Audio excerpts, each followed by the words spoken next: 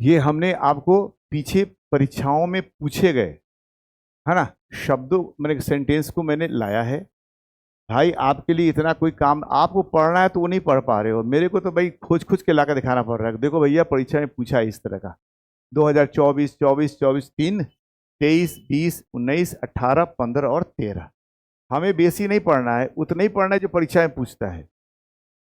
इस चैप्टर में मैंने इस टेंस फॉर ट्रांसलेशन में हम लोग वही चीज पढ़ेंगे जो आपके बिहार बोर्ड में पूछा जाता है।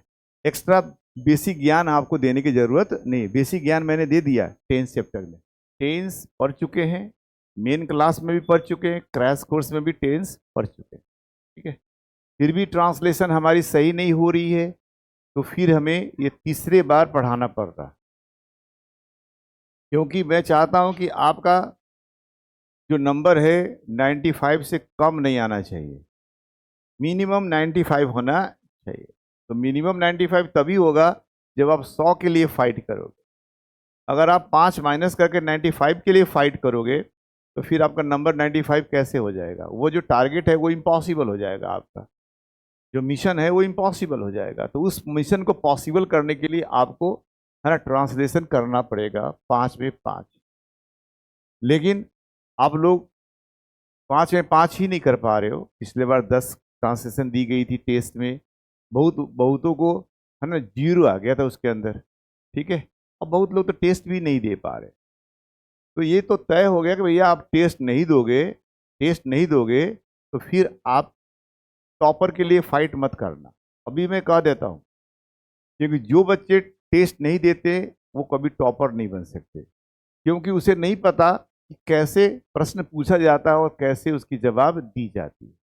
ज्ञान तो बहुत है, ज्ञान तो बहुत है, लेकिन उसको एग्जीक्यूट करने नहीं आता है एग्जाम में, इसलिए आपका नंबर कम हो जाता है।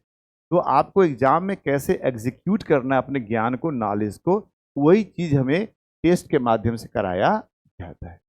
इसलिए आप लोगों से अनुरोध है कि आप लोग अपना टेस्ट जरूर दें। हाँ, क्लास अगर मिस भी कर जाती है तो आपके पास ऐप है, वहां से पढ़ लोगे, लेकिन आपका टेस्ट मिस नहीं होना चाहिए। टेस्ट मिस तो आपका कहीं ना कहीं गड़बड़ हो जाएगा।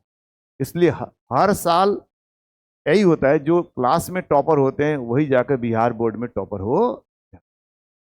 अगर आप मेरे यूट्यूब पे जाकर देखोगे, शॉर्ट्स में जो परीक्षा होती है उसको शॉर्ट्स बन जाती है, आप लोग देखे होंगे। तो हर शॉर्ट्स में लास्ट ईयर आपने देखा होगा कि एक लड़की लगातार लगातार वो, मान लीजिए अगर 30 टेस्ट हुआ तो 30 टेस्ट में वो टॉपर रही थी।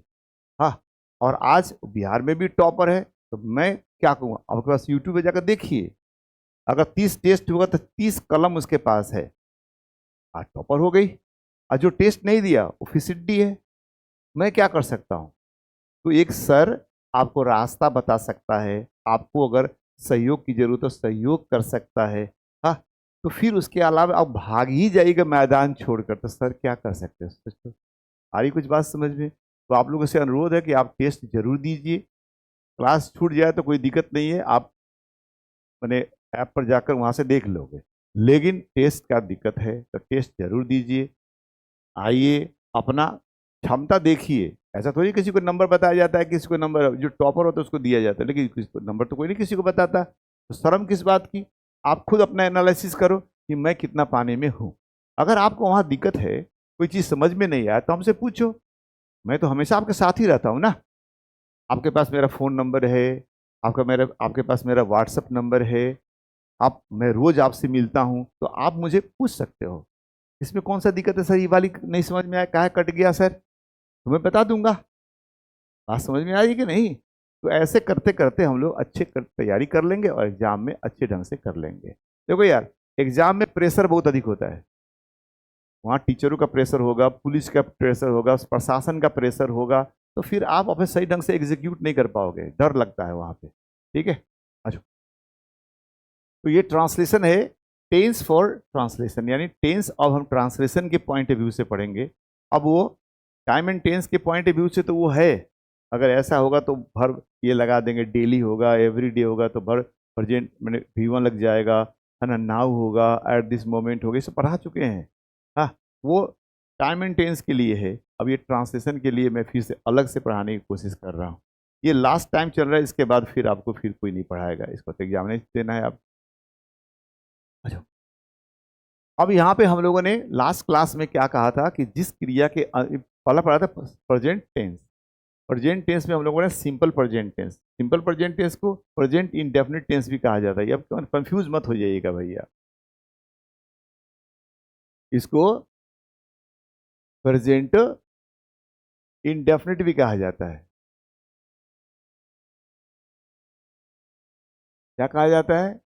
Present indefinite. इसे सिंपल प्रेजेंट भी कहते हैं और प्रेजेंट इंडेफिनिट भी कहा जाता है। ठीक है, अब इसकी पहचान क्या होता है कि क्रिया के अंत में ये लगा होगा। ठीक है, क्रिया के अंत में लिख देता हूं, क्रिया के अंत में। क्रिया के अंत में क्या लिखा रहता है? ता है, क्रिया ही होगा वो।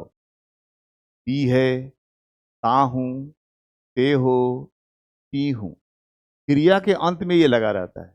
जिसके अंत में ये लगा होगा वो क्रिया ही होगा, यानी वो वर्ब ही होगा।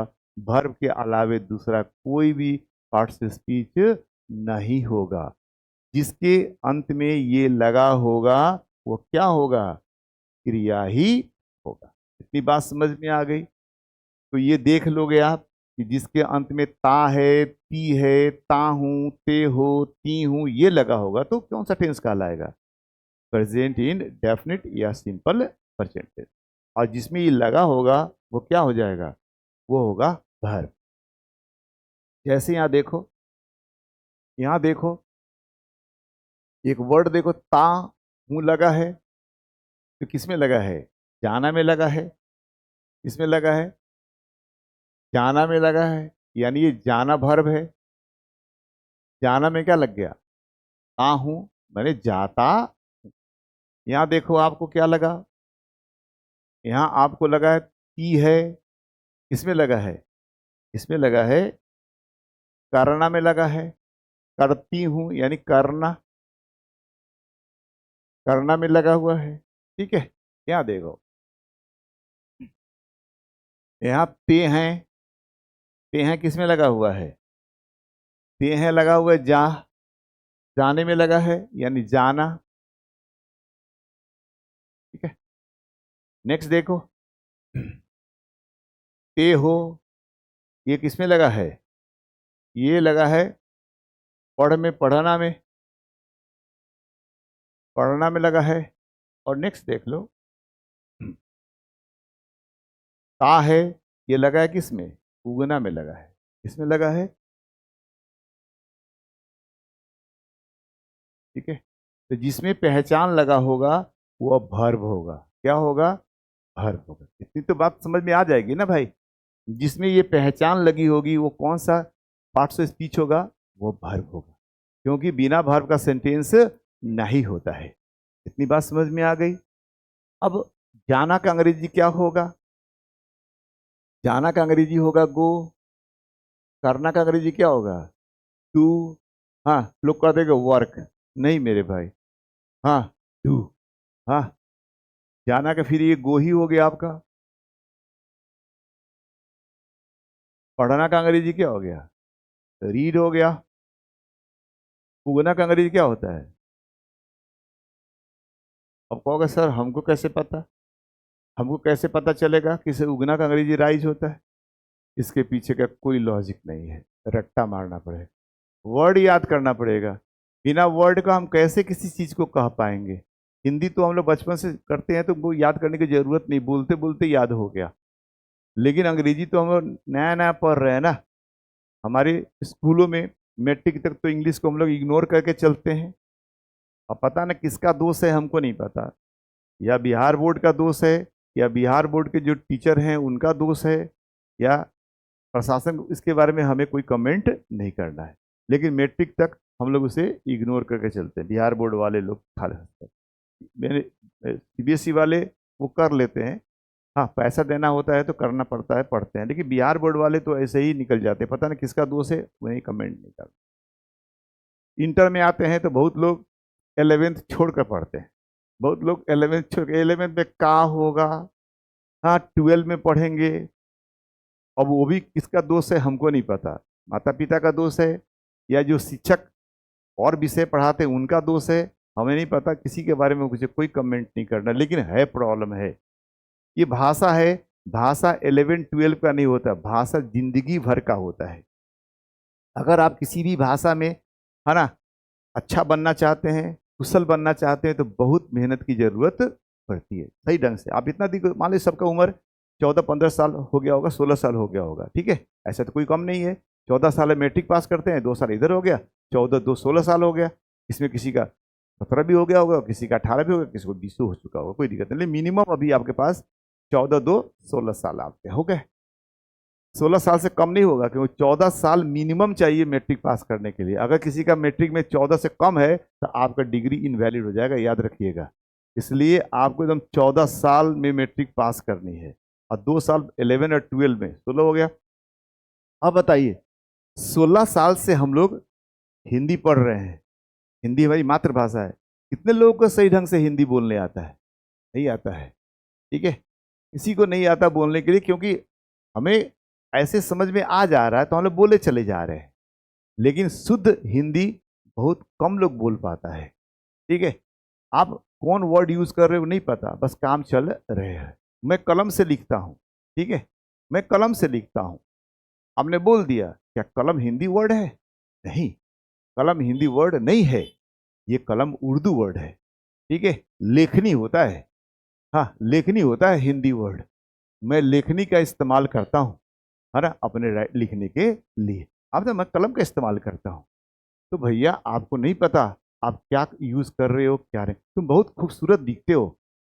अब खूबसूरत वर्ड हिंदी नहीं है, ये उर्दू का शब्द है, ठीक है। ये खूबसूरत वर्ड हिंदी है, सुंदर, ये हिंदी का वर्ड है। लेकिन हम कहते हैं हमको पता है, नहीं पता मेरे भाई। तो बचपन में 16 साल 17 साल हो गया, अभी हिंदी समझ में नहीं आ रहा, तो 1 साल में कौन माँ का बेटा आपको सिखा देगा? इसमें भी कुछ लोग कहते हैं कि बात इंग्लिश 2 महीना 2 महीना। अब पता ना भाई साहब को कौन सा डाटा आया है, नासा से डाटा आया है कि कहाँ से आया हमको नहीं पता, या इंटर काउंसिल वाले भेजे होंगे उनके पास, भैया के पास, गुरु जी के पास, कि भैया 2 महीने में ही इंग्लिश पढ़ा देना, क्रैश कोर्स कर लेना। क्यों क्रैश कोर्स करना, 2 महीना काफी है, चलो। तो ये सब दिक्कत है। क्रैश कोर्स में, कोर्स का नाम है क्रैश कोर्स, कोर्स कंप्लीट होता है, लैंग्वेज कंप्लीट नहीं होता। नाम से सीखो ना, क्रैश कोर्स, कोर्स को क्रैश करते हैं। इंग्लिश कोर्स में नहीं आता, वो लैंग्वेज में आता है। अकाउंट, हिंद क्या कहते हैं, कॉमर्स वाला हो गया, साइंस हो गया, आर्ट्स हो गया, ये जो विषय पढ़ते ये होता है कोर्स, उसको क्रैश किया जाता है। लैंग्वेज को कैसे क्रॉस करोगे? अब क्रैश करोगे तो छोटा हो जाएगा, आई यू, आई यू, बस आई यू। अरे ऐसे थोड़ी होता है, उसमें क्रैश नहीं करोगे। I like you, I know you, ऐसे करके आपको क्रैश करोगे तो गड़बड़ हो जाएगा। आ जाओ, इतनी बात समझ में आ गई? वर्ब निकल गया, तो क्या सीखा हमने? जिसमें पहचान लगी होगी वो क्या होगा? वर्ब होगा। वर्ब आपको पता होना चाहिए। चलो, अब रही बात, इसमें पता करना पड़ेगा, ये क्रिया अगर आ गया तो कोई ना कोई सब्जेक्ट होगा ही होगा। अब कहोगे सर हमें कैसे पता चलेगा? एक तो सीधा फंडा है, जो शुरू में होगा वो सब्जेक्ट होगा। ये आंध्रा का लाठी है, हाँ, देसी जुगाड़। अंत में होगा वर्ब और शुरू में होगा तो सब्जेक्ट, इतना। अब बीच में ऑब्जेक्ट सब्जेक्ट जो भी होगा, सो बाकी सब बीच में, ठीक है। ये देसी जुगाड़ लगाओगे तो 90% आपका काम निकल सकता है। अगर थोड़ा सा इंटेलिजेंट बनना चाहते हो तो देख लो, जो कार्य करता है उसे सब्जेक्ट बोलते हैं। अब यहाँ काम हो रहा है जाने का, तो जाने का काम कौन कर रहा? आई कर रहा, तो ये हो गया तुम्हारा सब्जेक्ट। करने का काम कौन कर रहा है? वाह, तो ये हो गया तुम्हारा सब्जेक्ट। जाने का काम कौन कर रहा है? वे, तो ये तुम्हारा हो गया सब्जेक्ट। पढ़ने का काम कौन कर रहा है? तुम, तो ये हो गया तुम्हारा सब्जेक्ट। उगने का काम कौन कर रहा है? सूर्य, तो ये हो जाएगा तुम्हारा सब्जेक्ट। ठीक है, क्लियर हो गई बात? कैसे समझा जा सकता है? जो कार्य करता है उसे सब्जेक्ट कहा जाता है। हिंदी में इसका नाम है कर्ता, करने वाला। तो आप ऐसे समझ लो, और नहीं तो जो शुरू में होगा वो सब्जेक्ट, और जिसमें पहचान लगा होगा verb। क्लियर हो गई इतनी बात। बीच में और भी कुछ हो सकता है, ऑब्जेक्ट होगा, प्रीपोजिशन होगा, प्रीपोजिशन का ऑब्जेक्ट होगा, एडवर्ब होगा, ये सब हो सकता है। बीच में क्या क्या हो सकता है? प्रीपोजिशन हो सकता है, प्रीपोजिशन का ऑब्जेक्ट हो सकता है, ऑब्जेक्ट हो सकता है, एडवर्ब हो सकता है, इतना ही चीज बीच में होगा। क्लियर हो गई बात? अच्छा, उसको हम लोग बाद में कर लेंगे, क्योंकि सेंटेंस लिखने के लिए दो चीजें जरूरी होता है, वर्ब और सब्जेक्ट। तो जब भी आपको सेंटेंस बनाना होगा तो पहले सब्जेक्ट और फिर वर्ब लिखेंगे, बाकी के जो सामान है उसके बाद लिखेंगे। क्लियर दिमाग में रखो, जब भी हमें कोई सेंटेंस बनाना हो, ट्रांसलेशन बनाना हो, तो क्या करेंगे? पहले सब्जेक्ट लिख देंगे, फिर वर्ब लिख देंगे, और जो बच गया वर्ब के बाद फेंक देंगे, बात खत्म हो। क्लियर हो गई बात? इसमें आपको 90% ठीक हो जाएगा, 10% में थोड़ा सा दिमाग लगाना पड़ेगा, कहीं कहीं उलटफेर हो जाता है, हर चीज़ का अपवाद होता है। तो भैया 90% के लिए इतना समझो कि पहले सब्जेक्ट लिख दो, वर्ब लिख दो, बाकी को उठाकर वर्ब के बाद लिख देना, बात खत्म हो जाएगा। अक्सर हाँ सही हो जाता है। इतनी बात समझ में आ गई? अब बनेगा कैसे? तो बनाने का नियम हम लोगों ने यहाँ पढ़ रखा है। बनाने के नियम हम लोगों ने पढ़ रखा है क्या? कि पहले सब्जेक्ट आएगा, फिर वर्ब आएगा, फिर ऑब्जेक्ट। ऑब्जेक्ट ऑप्शनल है, ये ऑब्जेक्ट जो है ना ऑप्शनल है। ये क्या है? ऑप्शनल है। ऑप्शनल मतलब हो भी सकता है, नहीं भी हो सकता। कहोगे सर काहे? तो इसके लिए फिर हम लोग को पीछे वाला ट्रांजिटिव और इंट्रांजिटिव देखना पड़ेगा। हाँ पढ़ा चुके हैं। ट्रांजिटिव का मतलब क्या होता है? हाँ, जनरली लोग पढ़ाते हैं जिसका ऑब्जेक्ट होता है वो ट्रांजिटिव, जिसका ऑब्जेक्ट नहीं होता है इंट्रांजिटिव। फिर आपसे कोई पूछ दे कि काहे ऑब्जेक्ट रखता है या काहे ऑब्जेक्ट नहीं होता है, तो मुंह बांध दीजिएगा। हाँ, माने जनरली लोग पढ़ाता है जिस वर्ब को ऑब्जेक्ट होगा वो ट्रांजिटिव, और जिस वर्ब को ऑब्जेक्ट नहीं होगा वो इंट्रांजिटिव। तो ये कहाँ का फंड, कौन सा वर्ब ऑब्जेक्ट रखेगा, ये कैसे पता चलेगा? इसके बारे में भी बता चुके हैं कि ट्रांजिटिव मतलब ट्रांसफर, यानी एक्शन का ट्रांसफर एक चीज से दूसरी चीज पे जाए तो ट्रांजिटिव, और जब एक्शन का ट्रांसफर एक चीज से दूसरी चीज पे ना हो, इंट्रांजिटिव। बस ट्रांसफर, ट्रांस वर्ड से बना है। ट्रांजिटिव वर्ब किससे बना है? ट्रांस। ट्रांस मतलब ट्रांसफर, ट्रांसफर मतलब स्थानांतरण, एक जगह से दूसरे पर स्थानांतरण होगा। एक्शन का इफेक्ट, एक्शन का इफेक्ट सब्जेक्ट से दूसरे वस्तु पर, दूसरे जीव जंतु पर, जिससे आदमी पर जाएगा, वह ट्रांजिटिव वर्ब होगा। और जब ट्रांसफर नहीं होगा एक्शन का इफेक्ट किसी पर, तो हो जाएगा इन ट्रांजिटिव। क्लियर हो गई बात? इसीलिए ऑब्जेक्ट ऑप्शनल है, हो भी सकता है, नहीं होगा, डिपेंड करता है इस वर्ब के ऊपर। अगर वर्ब ट्रांजिटिव है तो ऑब्जेक्ट रखेगा, इंट्रांजिटिव है तो ऑब्जेक्ट नहीं रखेगा। क्लियर हो गई बात? ये सब पीछे पढ़ा चुके हैं, एक बार रिवाइज करा देते हैं ढंग से। अच्छा, अब एक देख रहे होगे इसमें वर्ब वन लगता है। कौन सा वर्ब लगता है? वर्ब, क्योंकि वर्ब के रूप को ही टेंस कहा जाता है ना, तो इसमें वर्ब वन लगता है। अब वर्ब वन के साथ एक समस्या है कि वर्ब वन सिंगलर भी हो सकता है, प्लुरल भी हो सकता है। V2 और V3 सिंगलर प्लुरल नहीं होता, याद रखिएगा। केवल V1 ही सिंगलर होता है, प्लुरल हो सकता है। V2, हाँ, उसका ना कोई सिंगलर प्लुरल नहीं होता है। V3 का भी सिंगलर प्लुरल नहीं होता। इसका सिंगलर प्लुरल होता है केवल और केवल V1 का होता है। ठीक है, तो सिंगलर से प्लुरल हम लोग क्या जानते हैं? सिंगलर से प्लुरल हम लोग क्या जानते हैं? हाँ, सिंगुलर और क्या है? प्लुरल। हाँ, हम लोग यही जानते हैं, सिंगुलर प्लुरल, सिंगुलर और प्लुरल यही जानते हैं। ये सिंगुलर प्लुरल दो चीज का बनता है, नाउन का बनता है, ठीक है, ठीक है, प्रोनाउन का बनता है, और किसका बनता है? वर्ब का बनता है। इतने का सिंगुलर प्लुरल बनता है। ठीक है, नाउन का बनेगा, प्रोनाउन का बनेगा, और वर्ब का बनेगा। ठीक है, नाउन में, नाउन में हमें एस और यस लगा देंगे, एस और यस लगा देंगे तो ये क्या बन जाएगा? प्लुरल बन जाएगा। एस और यस नहीं रहेगा तो वो सिंगुलर हो जाएगा। क्लियर हो गया? प्रोनाउन में, प्रोनाउन में वी, हाँ, वी, यू, दे, ये क्या है? प्लूरल है। क्लियर हो गया? इसके अलावा क्या हो गया सब? हम एक ही लिख दे रहे हैं, वी, यू और दे, यही प्लूरल होता है। इसके अलावा जो प्रोनाउन है वो क्या हो गया? सिंगुलर। कितनी बात समझ में आ गई? मैंने तीन के छोड़कर बाकी जो निकल जाएगा तो क्या हो जाएगा? मान लो बाकी में क्या है? आई है, वी है, यू है, ही है, सी है, ईट है और क्या है? दे। तो हम लोगों ने किसको निकाल कर दिया? हम लोगों ने निकाल दिया किसका किसको? हम लोगों ने इसको निकाला, इसको निकाला और इसको निकाला, तीन को निकाल दिया। तो बाकी कौन दिखाई दे रहा है आपको? दिखाई दे रहा है?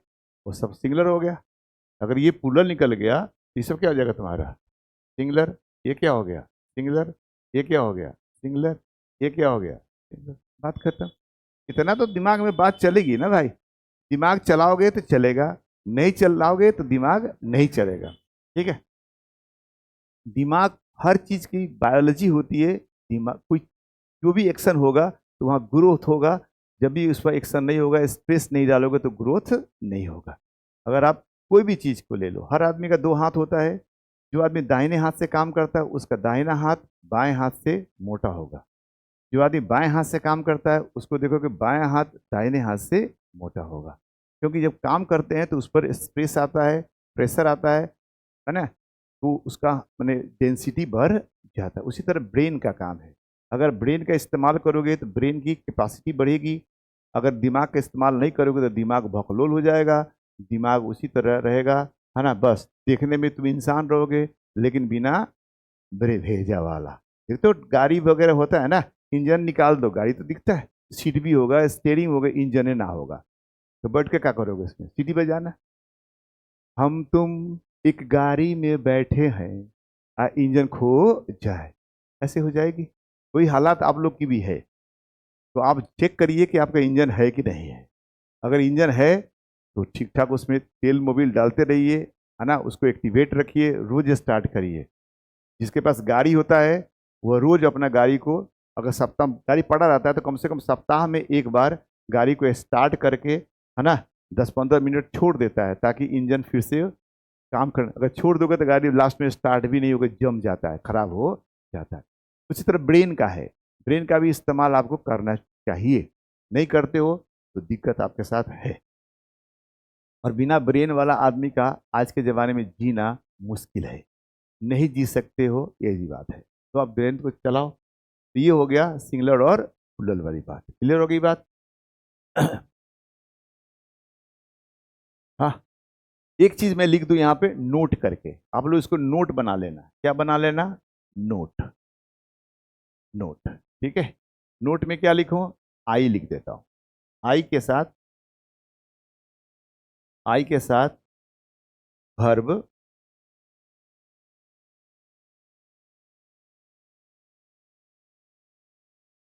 प्लूरल लगता है। और अगर सर ये ऐसा क्यों है? तो सिंगुलर। तो अगर ऐसा है तो लॉजिक चाहिए, तो ऐसा करना पड़ेगा, हम लोग को इंग्लैंड चलना पड़ेगा। हाँ, और वहाँ के जो ग्रामर बनाने वाले उससे पूछना पड़ेगा, ए भाई आई के साथ आई सिंगुलर है तो तुम प्लूरल क्यों लगवाते हो? वही बता पाएगा, है ना? हम नहीं बता पाएंगे, ना कोई किताब बता पाएगा। हाँ, इसका कोई लॉजिक किताब में नहीं लिखी गई है कि आई के साथ आई सिंगुलर होने के बावजूद भी वर्ब प्लूरल क्यों लगता है। इसका कोई लॉजिक नहीं है। बताना उसको दिमाग में ग्रामेरियन को आई क्या सूझा कि आई के साथ कभी एम लगाया दिखाई देगा, आई के साथ कभी हैव लगाया दिखाई देगा, वर्ब प्लूरल लगाया जाता है जनरली।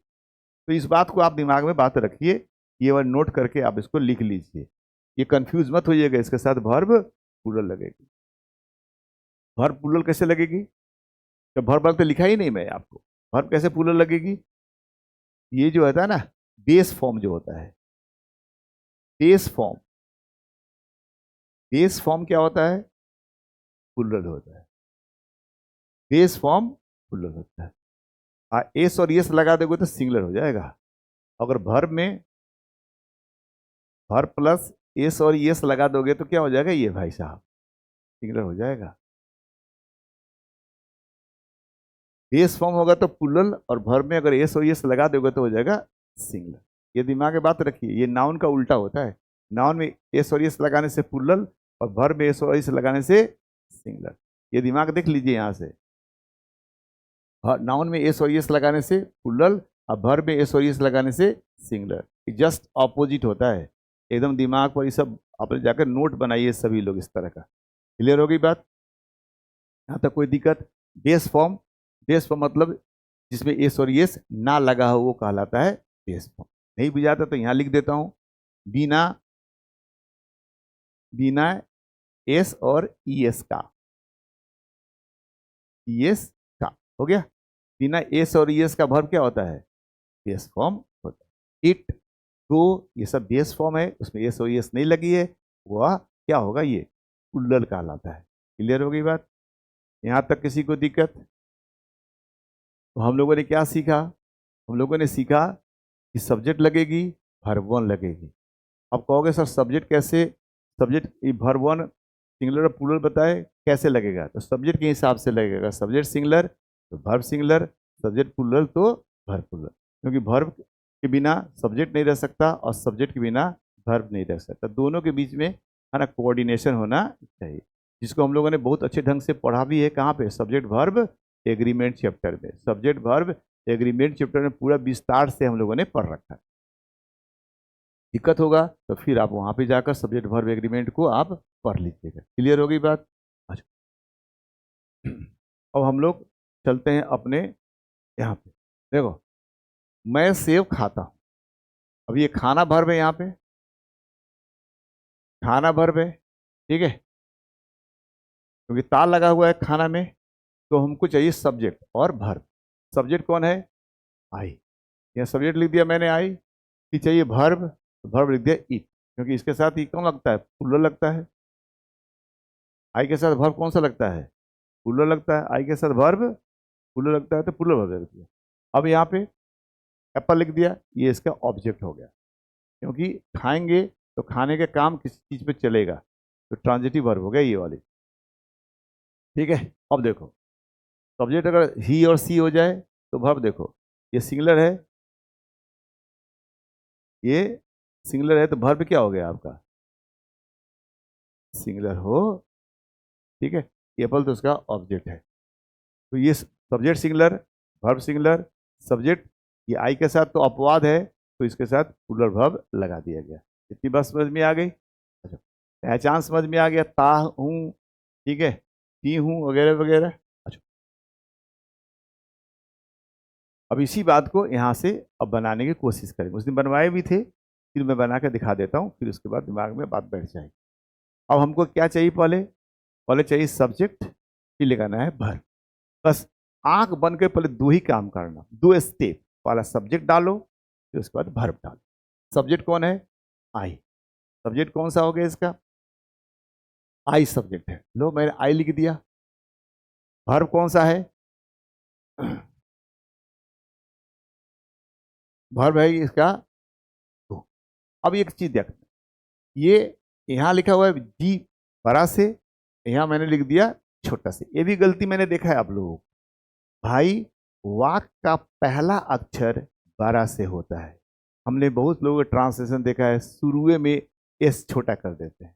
इसमें एक भैया जी हैं, हाँ, वो एस ऐसे लिखते हैं, ऐसे एस लिखने वाले इसमें एक भाई साहब है। ये आप छोटा से लिखते हो, ये छोटा वाला है। आप बड़ा लिखोगे तो आपको ऐसा लिखना पड़ेगा। इसमें बैठे हैं भैया जी एक हैं, हाँ, उनका लिखने का टेक्निक एस ऐसा लिखते हैं, मैंने देखा है अपने से। अब मैं किसको बताऊं? मैं देख रहा हूं, वो भी जान रहा है, मैं भी जान रहा हूं। वो अपना सुधार लें, प्लीज़ आप सुधार लें। आपका नंबर अच्छा आता है तो आप अगर ये गड़बड़ करके आ जाओगे तो आपका नंबर काट देगा। कहोगे सर ऐसा क्यों काट देगा? यार वो ग्रामर है, उसे बोलते हैं अंग्रेजी में पंक्चुएशन। ग्रामर के टाइप बांटोगे ना, तो इटिमोलॉजी है ना, सिंटेक्स, हाँ, तो उसमें पंक्चुएशन भी एक टाइप होता है। 5 प्रकार का ग्रामर होता है, तो 5 टाइप होता है ग्रामर का, तो पंक्चुएशन 5वां टाइप है।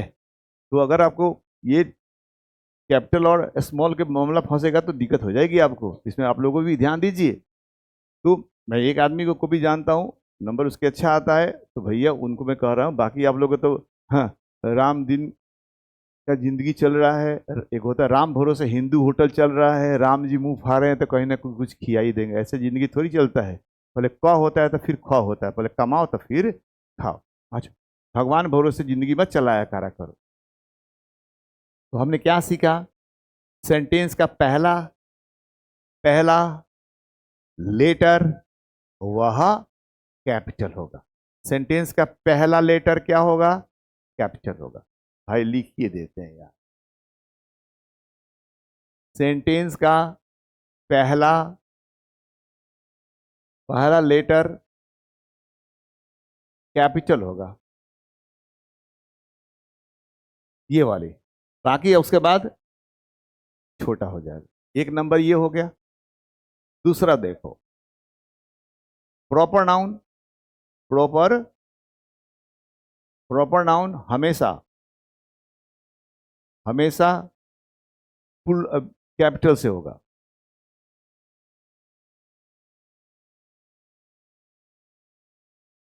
प्रॉपर नाउन हमेशा कैपिटल होगा। अब ये मत करना सर प्रॉपर नाउन क्या होता है, पढ़ा चुके हैं। वह नाम जो किसी एक को देते हैं वो प्रॉपर। अब हमको दिल्ली जाना है तो दिल्ली छोटा सा मत लिख दीजिए, आई गो टू दिल्ली, अब ऐसे मत बना दीजिएगा। आई गो टू हैंगे मत बना दीजिएगा दिल्ली, ये गलती हो जाएगी, आपका सेंटेंस गलत हो जाएगा। कहोगे सब दिल्ली लिखे ही है, यार ये ग्रामर का टाइप है, आपको ये गलत हो गया, सेंटेंस ही गलत हो जाएगा। इसलिए आपको यहाँ पे क्या लिखना पड़ेगा, क्यों, क्योंकि ये प्रॉपर नाउन है। प्रॉपर नाउन हमेशा चाहे वाक्य के शुरू में हो या वाक्य के अंत में हो या वाक्य के बीच में हो, वो पर कैपिटल से लिखी जाएगी। बाकी जो कॉमन नाउन है, मटेरियल नाउन है, कलेक्टिव नाउन है, हाँ एब्स्ट्रैक्ट नाउन है, वह पोजीशन फर्स्ट में होगा तो कैपिटल, बीच में होगा तो स्मॉल। तीसरी चीज देख लो, तीसरी आई। आई माने मैं, आई मतलब मैं, हमेशा बड़ा से होता है, हमेशा कैपिटल, हमेशा कैपिटल। लेकिन मैंने देखा है आई को स्मॉल करते हुए। क्या मैं खाता हूं, डू आई ऐसे इट, मैंने देखा है। इसलिए मैं आपकी कॉपी देखता हूं तो मैं बता रहा हूं कि आप लोगों ने ऐसा भी लिखा है, ये सेंटेंस गलत हो गया, इसमें एक भी नंबर आपको नहीं देगा। तो आपको क्या करना पड़ेगा, इसको हटाकर यहाँ पे ये कैपिटल लिखना पड़ेगा। इसलिए मैंने लिख दिया कि आई जो होता है हमेशा कैपिटल होता है, चाहे शुरू में हो या अंत में हो या बीच में हो। इतनी बात समझ में आ गई पंक्चुएशन वाली, ये दिमाग में रखिए। क्लियर हो गई। अच्छा, ये तो हो गया, तुमको जगह तो चाहिए ना यार, ये तो ऐप में निकल जाएगी, आप निकाल लोगे, इसको मिटा दे रहा हूँ, ठीक है। लो,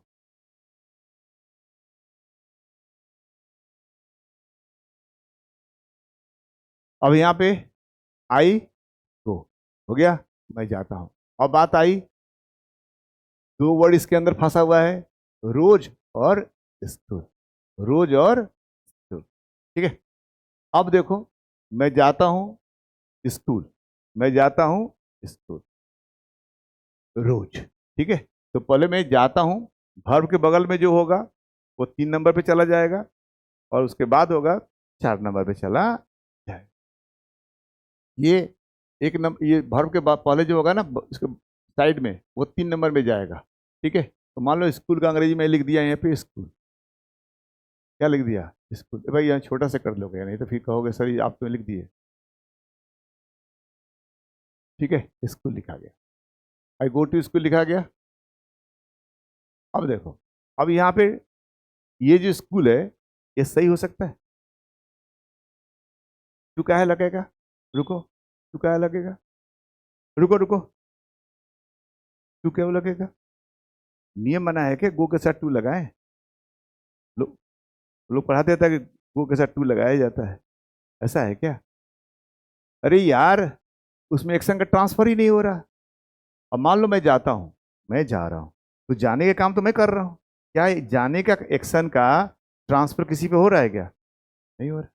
इंट्रांजिटिव वर्ब है, इंट्रांजिटिव वर्ब है तो इसको ऑब्जेक्ट चाहिए नहीं, और वहां नाउन लिख दिया, नाउन कौन काम करेगा, ऑब्जेक्ट बनने का काम करेगा। इसको ऑब्जेक्ट चाहिए नहीं, ऑब्जेक्ट काम कर रहा है, सब्जेक्ट तो बनेगा नहीं, सब्जेक्ट ऑलरेडी आ चुका है। प्रीपोजिशन है नहीं कि प्रीपोजिशन का ऑब्जेक्ट बनेगा, लिंकिंग वर्ब है नहीं, ये है ना, सब्जेक्ट कंप्लीमेंट बनेगा तो करेगा कौन सा काम? नाउन है ना, ये क्या है? ये नाउन है। और नाउन क्या कौन कौन सा काम करता है? सब्जेक्ट बनना, सब्जेक्ट आ चुका है, ऑब्जेक्ट बनना, और क्या कहते हैं प्रीपोजिशन का ऑब्जेक्ट बनना, और क्या कहते हैं सब्जेक्ट कंप्लीमेंट बनना, ऑब्जेक्ट कंप्लीमेंट। ये आपको कितना काम करेगा? 5 काम करता है। सब्जेक्ट ऑलरेडी आ चुका है, सब्जेक्ट बनेगा नहीं, ठीक है। उसके बाद क्या कहते हैं ऑब्जेक्ट, ये ऑब्जेक्ट बन सकता है, ठीक है, लेकिन वर्ब ट्रांजिटिव है, ट्रांजिटिव नहीं है, इनट्रांजिटिव तो ऑब्जेक्ट भी नहीं बन सकता, वो भी खत्म हो गया। प्रीपोजिशन यहाँ है नहीं कि प्रीपोजिशन ऑब्जेक्ट बनाए उसको, सब्जेक्ट कंप्लीमेंट तभी बनेगा जब यहाँ लिंकिंग वर्ब होगा, वो भी नहीं है तेरे पास। ऑब्जेक्ट कंप्लीमेंट तब होगा जो ऑब्जेक्ट होगा तभी तो उसका कंप्लीमेंट होगा, तो फिर मामला फंसा हुआ है। तो हमें क्या करना पड़ेगा? मजबूरी है कि हमें ये लगाना पड़ेगा, ये लगाना पड़ेगा। क्यों? क्योंकि सब्जेक्ट ऑलरेडी आ चुका है, सब्जेक्ट की चर्चा तो करेंगे नहीं।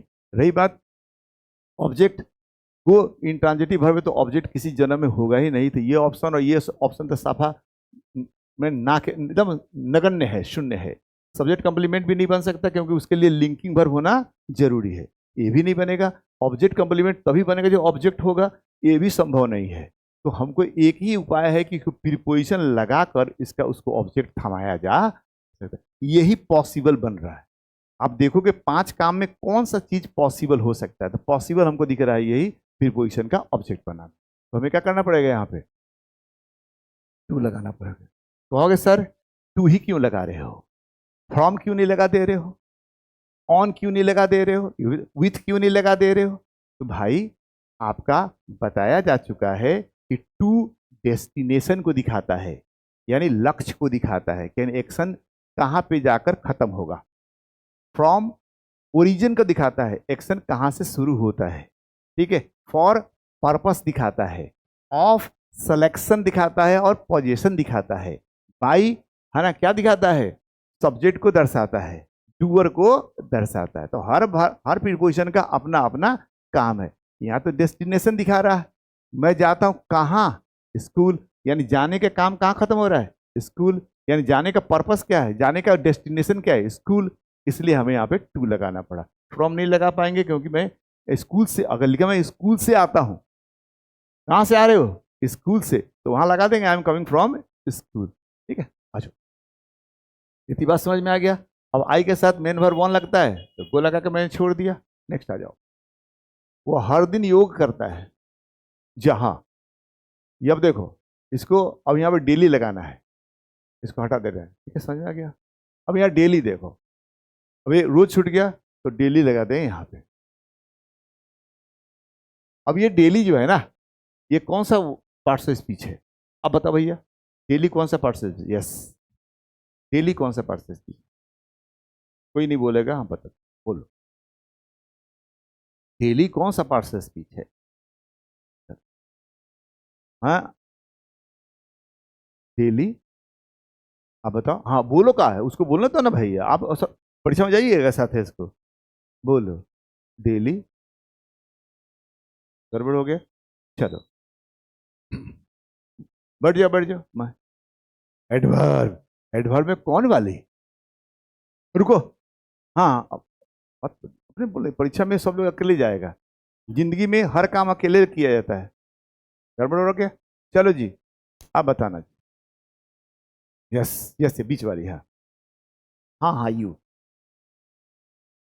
गड़बड़ हो रहा, देख लो। अब देखो फारूक, हाँ डेली बताओ कौन सा पार्ट से स्पीच है? एडवर्ब में कौन वाली? एडवर्ब में पढ़ चुके हैं, adverb place, adverb time, adverb degree, frequency, manner वगैरह वगैरह पढ़ चुके हैं।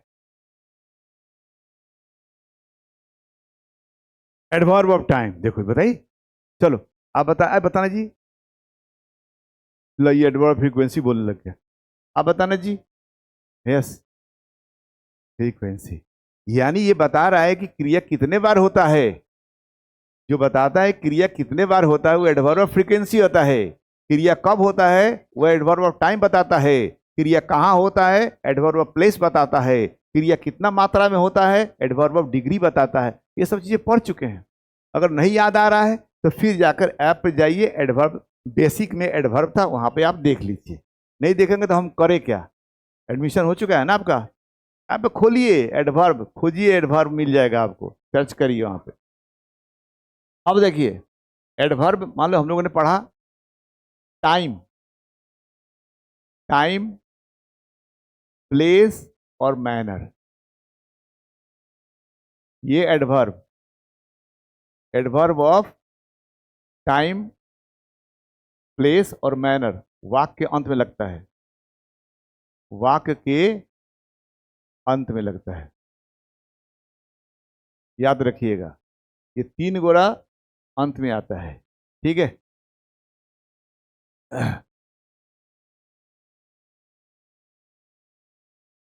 फ्रीक्वेंसी और डिग्री, ठीक है, ये मेन वर्ब के पहले लगता है।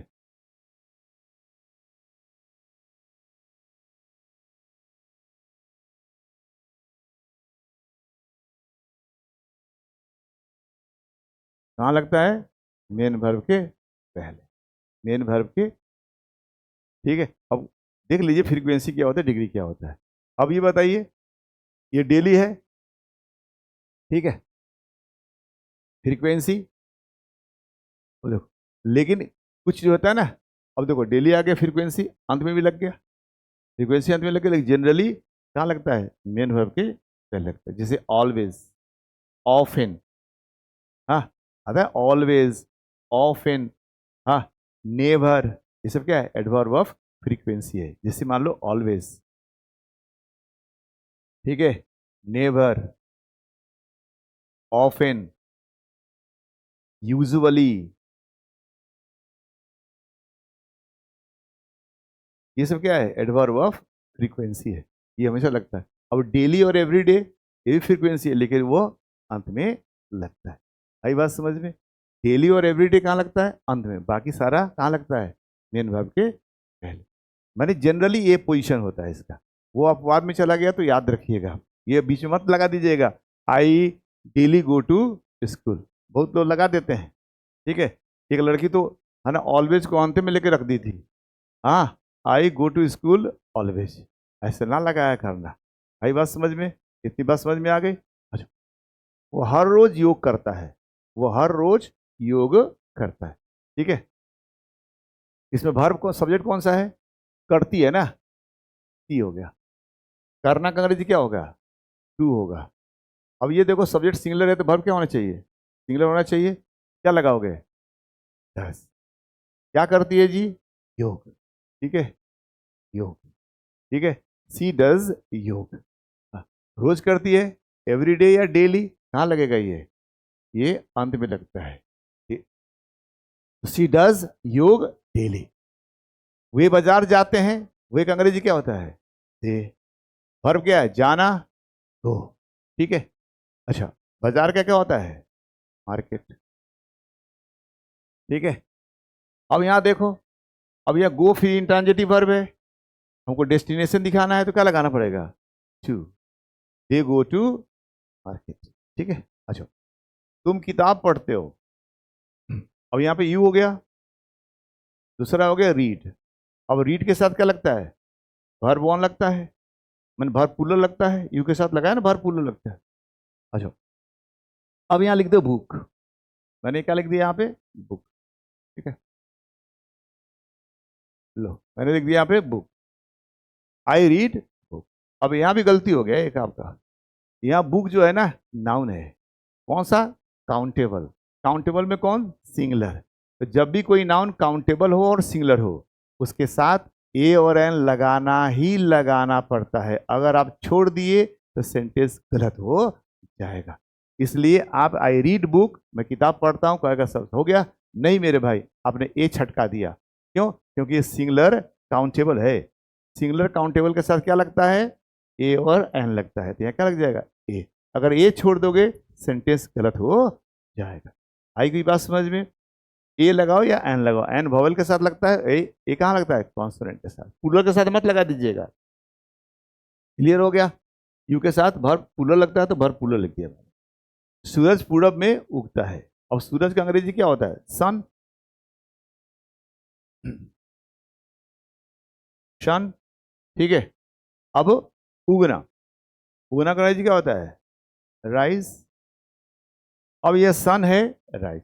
सन सिंगुलर है कि प्लूरल है, उन्होंने बोला प्लूरल है, सिंगुलर है तो वर्ब क्या चाहिए, सिंगुलर। तो ये क्या लगाना पड़ेगा, एस लगाना पड़ेगा, राइजेस, सन राइजेस, ठीक है। अच्छा, पूरब से उगता है, तो लड़का बना रहा था उस दिन पर आया तो फ्रॉम लगा रहा था। फ्रॉम लगाने का मतलब हो गया पूरब से उगता है अब पश्चिम में चला जाता है। क्या सूरज कहीं जाता भी है क्या, जैसे मैं घर से आता हूं तो घर से चलता हूं और ट्यूशन में आ जाता हूं, तो उस जगह छोड़कर यहाँ आ जाते हो। सूरज क्या अपना जगह छोड़ता है क्या, सूरज कभी जगह नहीं छोड़ता। पृथ्वी घूमती है, इसलिए लगता है कि सूरज पूरब से पश्चिम में चला गया, नहीं मेरे भाई, ये पोजीशन अर्थ चेंज करता है, सन जहाँ है वहीं रहता है फिक्स। तो फिर फ्रॉम कहाँ लगेगा, क्योंकि फ्रॉम तभी लगता है जब एक जगह छोड़कर दूसरी जगह जाता है। क्या सूरज कहीं दूसरी जगह जाता है क्या, इसका मतलब से का मतलब फ्रॉम होता है, लेकिन यहाँ फ्रॉम लगा देने से मतलब सूरज पूरब से पश्चिम में चला जाएगा, ऐसा नहीं होता। तो क्या करना पड़ेगा, यहाँ पे लगाना पड़ेगा इन, से का मतलब होगा इन, यानी इन लगाना पड़ेगा, तो हो जाएगा सनराइज इन ईस्ट, ठीक है, ठीक है, सनराइज ईस्ट, इन ईस्ट। अब देखो सेंटेंस बन गया, सब्जेक्ट सिंगुलर, वर्ब सिंगुलर, इन लगा दिए प्रीपोजिशन, ईस्ट लगा दिए प्रीपोजिशन का ऑब्जेक्ट। क्योंकि राइज लगाओगे, राइज लगाओगे तो राइज मैंने क्या होता है, उगना होता है, तो ये उगाता नहीं है, उगता है, ये ट्रांजिटिव वर्ब नहीं है, इंट्रांजिटिव वर्ब है। और पूरब लिखना है तो हमको प्रीपोजिशन लगाना पड़ेगा, इसलिए मैंने प्रीपोजिशन लगा दिया। अब यहाँ देखो प्रॉब्लम क्रिएट हो रहा है, एक सन को देखो, अब यहाँ पे सन है और यहाँ पे ईस्ट है। आर्टिकल चैप्टर पढ़ चुके हो, आकाशीय पिंड, आकाशीय पिंड के साथ क्या लगता है, द लगाया जाता है। अगर यहाँ द छोड़ दोगे तो गलत हो जाएगा। तो वाक का पहला लेटर है, वाक का पहला लेटर आएगा ये द, तो यहाँ क्या लिखना पड़ेगा, द बड़ा से लिखना पड़ेगा।